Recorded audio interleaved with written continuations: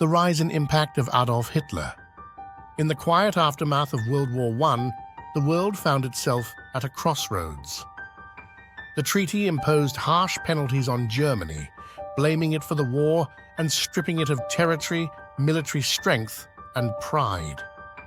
This sense of injustice, coupled with economic hardship and political instability, created fertile ground for the rise of a man who would change the course of history forever: Adolf Hitler.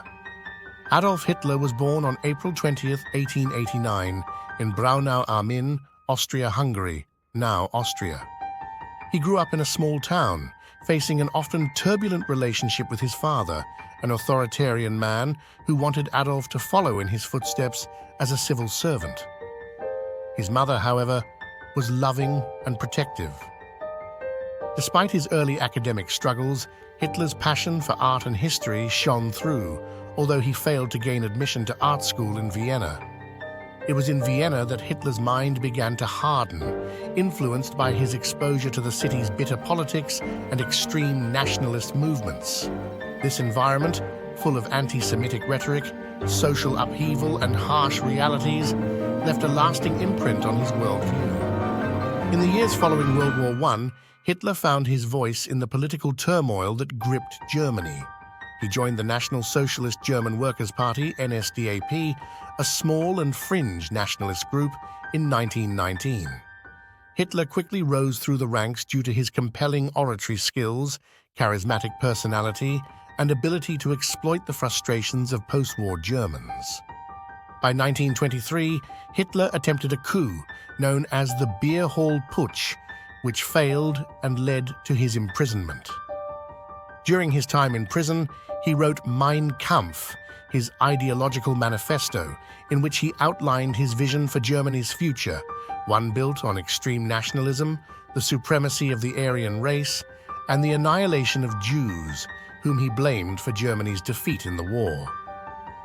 His time in prison made him a national figure, and upon his release, he began rebuilding the Nazi Party, advocating for the rejection of the Versailles Treaty and a return to German greatness. The economic collapse of the Great Depression in 1929 further strengthened Hitler's position.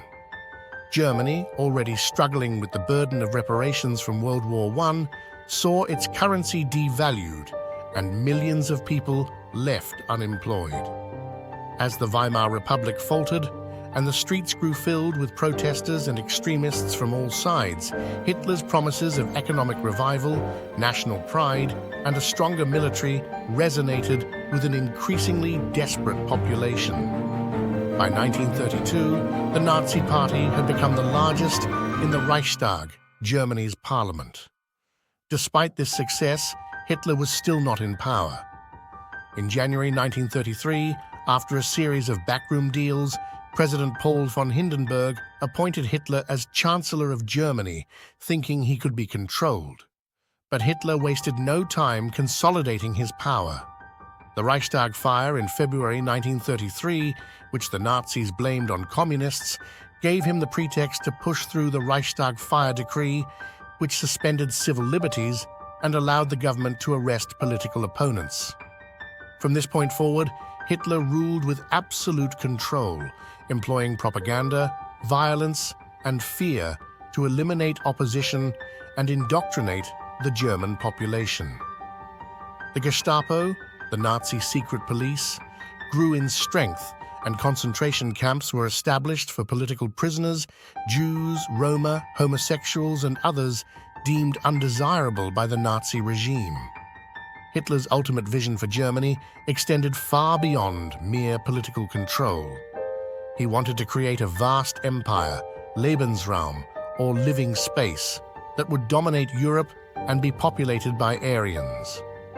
He believed that the racially pure German people needed to expand eastward, displacing Slavic peoples and enslaving or exterminating those he deemed inferior.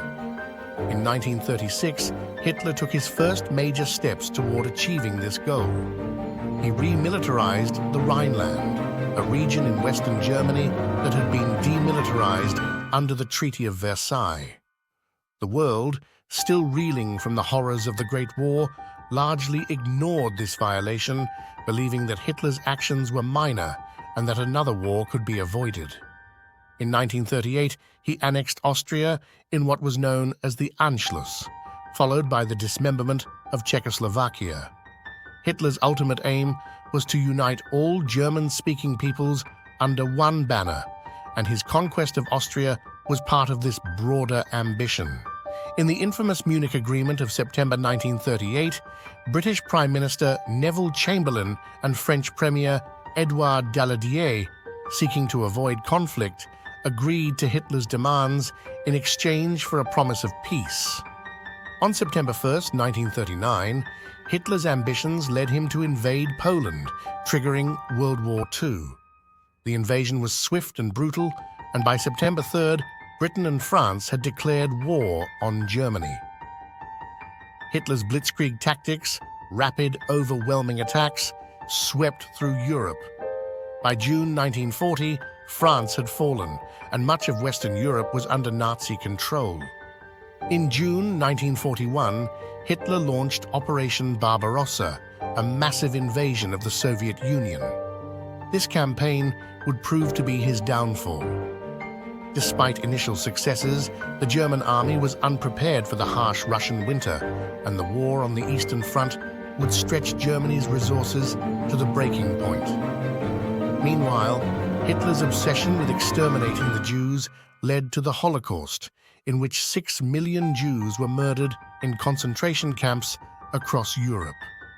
Millions more, including Roma, disabled individuals, and political dissidents, were also killed. By 1944, Germany was losing ground on both fronts.